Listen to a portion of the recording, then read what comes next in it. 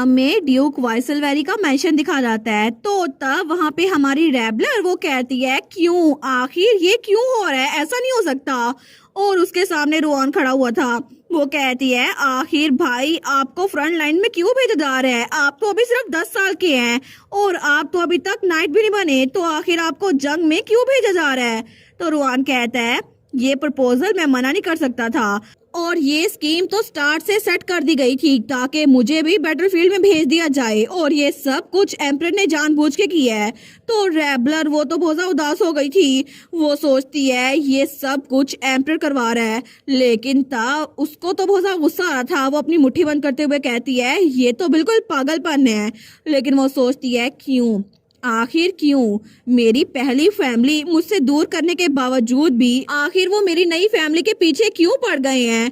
मेरी पुरानी फैमिली उनको तो जान से मार दिया गया था, मेरे मॉम और डैड, मैं उनको बचा नहीं पाई, लेकिन आखिर मेरी न्यू फैमिली ड्यूक और रोआन, उन दोनों को भी जंग में क्यों भेजा जा रहा है। क्या ये सब कुछ मेरी वजह से हुआ है? लेकिन हमने ऐसा क्या गलत किया था कि एम्परर हमारे पीछे पड़ गया है।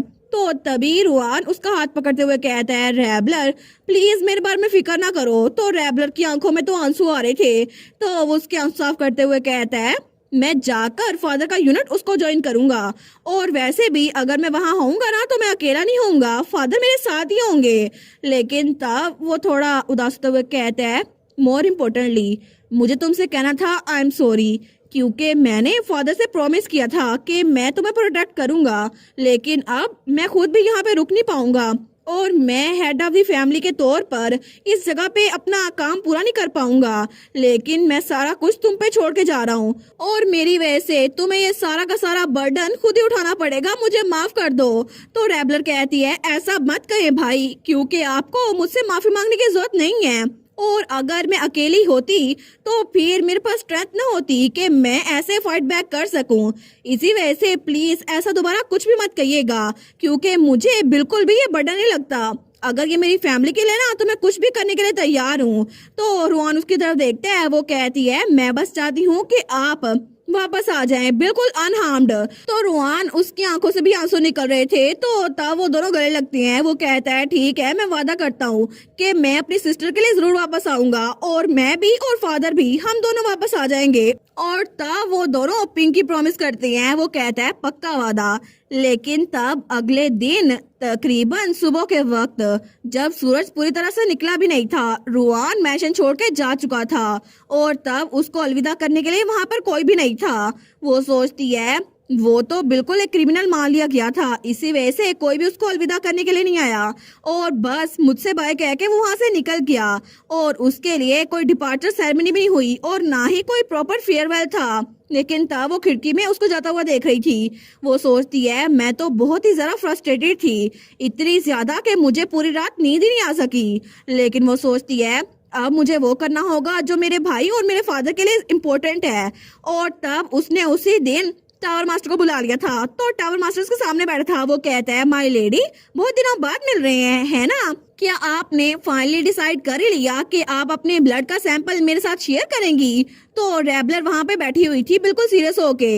वो कहती है बिल्कुल, हम काफी दिनों बाद मिल रहे हैं मास्टर ऑफ मैजिक टावर। लेकिन वो सोचती है अगर वाइसलवेरी नेफासेल ड्रग के खिलाफ एंटीडोट ढूंढ ले और उसको सेल करना शुरू कर दे तो फिर सबका शक हम पे ही जाएगा कि हम इसको डिस्ट्रीब्यूट कर रहे थे और इसी वजह से एंटीडोट भी हमने ही भेजा है। लेकिन अगर मैं इसमें टावर मास्टर को ऐड करूं तो फिर किसी का शक हम पे नहीं जाएगा।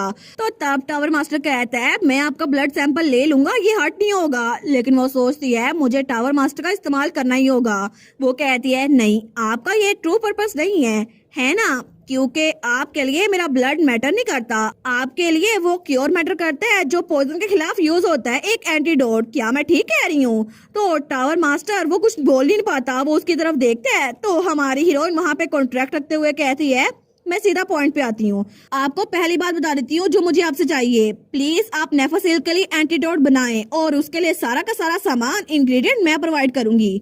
और अगर आप हमें एंटीडोट बना के देंगे तो उसके बदले में मैं आपको बताऊंगी कि वो मेडिसिनल हर्ब जो मैंने इंजेस्ट की थी, या फिर दूसरे लफ्जों में वो प्लांट जो कि पॉइजन को डिटॉक्सिफाई कर सकता है। तो टावर मास्टर उसकी तरफ देखकर स्माइल करता है। लेकिन हमारी हीरोइन सोचती है ओरिजिनल स्टोरी में Phil Leighton master of magic tower वो तो एक यूनिवर्सल एंटीडोट ढूंढ रहा था, लेकिन सिर्फ मैं जानती हूँ कि वो यूनिवर्सल एंटीडोट वो कोई और नहीं रपेल फ्लावर ही था, जो कि मुझे पहले ही मिल चुका था। उसका इंटरेस्ट मेरे ब्लड में है, लेकिन वो चाहता है कि मेरी ब्लड को यूज करके एक एंटीडोट बनाए। तो तब वो कहती है वाइसलवेरी फैमिली आपको पूरी की पूरी सपोर्ट देगी और आपको जितने भी मैजिक स्टोन चाहिए होगे ना, हम आपको वो सारे के सारे सप्लाई करेंगे।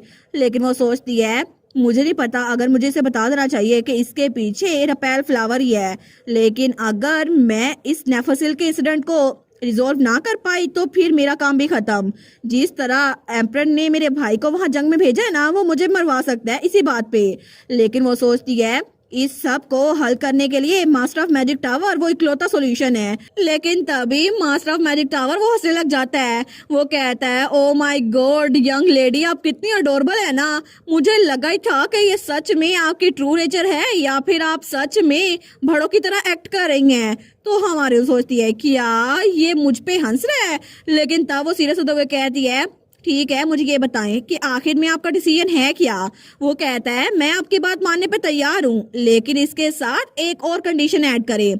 यहाँ पर एक और क्लास ऐड करें जिसमें साफ साफ लिखा होगा कि आप मेरे लिए वाइसलवेरी स्टेट के अंदर एक लेबोरेटरी बना रही हैं। तो हमारे कहती है ये इम्पॉसिबल तो नहीं है, लेकिन आखिर आप ऐसा क्यों चाहते हैं। तो मास्टर ऑफ मैजिक टावर कहता है मैं तो आपको क्लोजली ऑब्जर्व करने में बहुत ज्यादा इंटरेस्टेड हूँ और आप तो अपनी एज से बढ़ के इंटेलिजेंट है। ऐसा लगता है कि आपने कोई ऐसा पोशन पिया है जिसकी वजह से आप एक अडल्ट से बच्ची बन गई हैं। तो हमारे सोचती है मैं इसको सच तो नहीं बता सकती कि मैं यहाँ पर मॉडर्न लाइफ से यहाँ पर आई हूँ, लेकिन चलो अब इसकी बात मानने के लिए तैयार हूँ। वो कहती है वेरी वेल हम लोग ऐसे ही करेंगे। लेकिन वो दिल में सोचती है इसको कितने अच्छे से पता है ना मेरे इंटेलिजेंट के बारे में।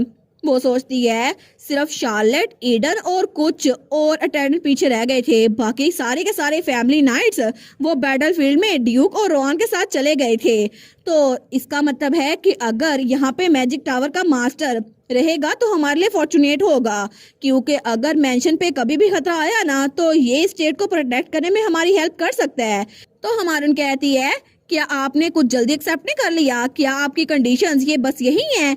अगर कॉन्ट्रैक्ट सील हो गया तो इसके बाद मैं एडिशन में कुछ और ऐड करने नहीं दूंगी। वो कहता है बस यही काफी है। लेकिन तब वो कहता है ठीक है अब हमें कॉन्ट्रैक्ट साइन करना ही है। तो हम मैजिकल कॉन्ट्रैक्ट साइन करते हैं और तभी वो अपनी पावर यूज करने लगता है। लेकिन रैबलर कहती है नहीं इसकी कोई भी जरूरत नहीं है। वो कहता है क्या आपको मैजिकल कॉन्ट्रैक्ट साइन नहीं करना। तो रैबलर कहती है नहीं एक रेगुलर सिग्नेचर वो काफी होगा, मुझे लगता है मैजिकल कॉन्ट्रैक्ट बनाने की कोई जरूरत नहीं है।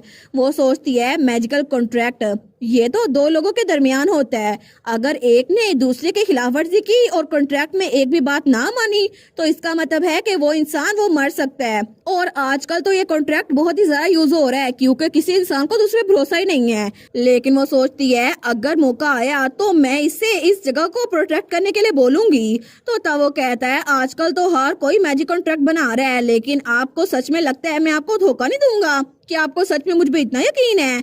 तो हमारे सोचती है मसला यही है कि कॉन्ट्रैक्ट को अगर खत्म किया गया ना तो प्राइस मुझे भी पे करनी पड़ेगी। लेकिन वो उससे कहती है वेल अगर ये आप हैं मास्टर ऑफ मैजिक टावर और अगर आपने मुझे धोखा देने की कोशिश की तो अच्छा होगा ना मैं इसको नोटिस कर लूं और पहले ही आप पे स्ट्राइक कर दूं। वो कहता है क्या आप मुझ पे स्ट्राइक करेंगी। लेकिन तभी उसकी तो हंसी की आवाज पूरे मेंशन में गूंज रही थी। हमारून कहती है इसमें इतना फनी क्या है। लेकिन वो दिल में सोचती है ड्यूक, कैलिक्स और रोआन वो जरूर सेफली वापस आ जाएंगे और अभी मैंने इसके साथ कॉन्ट्रैक्ट साइन कर लिया है, लेकिन जब तक वो वापस आते हैं ना मैं चाहती हूँ कि वो लोग खुश रहें और अभी के लिए मैं अपनी बेस्ट करूंगी जो मैं कर सकती हूँ।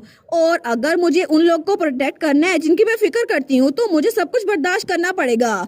लेकिन थोड़ी देर बाद शाम के वक्त वहां पर कोई आता है और उसके मुंह पे थप्पड़ मारता है। वो थी प्रिंसेस जो चिल्ला कहती है सब कुछ तुम्हारी वजह से हुआ है। तो रैबलर उसको देखती है, वो सोचती है कि आखिर प्रिंसेस ने मेरे मुंह पे थप्पड़ क्यों मारा। लेकिन प्रिंसेस एरिना उसको तो बड़ा गुस्सा आया हुआ था। वो कहती है ये सारी की सारी तुम्हारी गलती है, रुआन जाने से पहले एक बार भी मुझसे मिल के नहीं गया, आखिर वो ऐसा कैसे कर सकता है। लेकिन हमारी हीरोइन तो वहां पे शौक खड़ी हुई थी। और इसी के साथ ये वाला पार्ट यहीं पर ख़त्म। तो आप लोग बताइएगा आप लोग को ये पार्ट कैसा लगा और वीडियो को लाइक और चैनल को सब्सक्राइब लाजमी कीजिएगा। बाकी वीडियोस का लिंक भी स्क्रीन पर नज़र आ रहा होगा, तो काइंडली उनको भी चेकआउट कर ले। और thank you so much for watching my videos. Stay safe, bye bye.